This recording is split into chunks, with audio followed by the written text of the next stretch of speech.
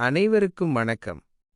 இன்று சமூக வலைதளங்களில் தமிழக வெற்றிக் கழகத்தின் தலைவர் நடிகர் விஜய் அவர்கள் மற்றும் அவரது மனைவி சங்கீதா குறித்து ஒரு செய்தி மிகவும் பரபரப்பாக பேசப்பட்டு வருகிறது. அதாவது விஜயின் மனைவி அவர் மீது கோர்ட்டில் வழக்கு தொடர்ந்துள்ளார் என்று ஒரு பெரிய வதந்தி பரவி வருகிறது. உண்மை நிலை, இதன் உண்மைத்தன்மை என்ன? விஜய் மற்றும் அவரது குடும்பத்தினர் குறித்து கடந்த சில ஆண்டுகளாகவே பல வதந்திகள் திட்டமிட்டு பரப்பப்பட்டு வருகின்றன. குறிப்பாக அவர் அரசியலில் தீவிரமாக இறங்கிய பிறகு இதுபோன்ற தனிப்பட்ட தாக்குதல்கள் அதிகரித்துள்ளன.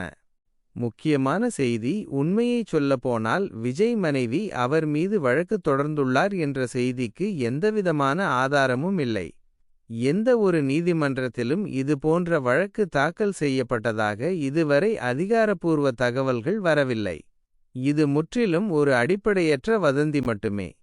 முடிவு: எனவே இதுபோன்ற ஆதாரமில்லாத செய்திகளை மக்கள் நம்ப வேண்டாம் என்று கேட்டுக்கொள்கிறேன்.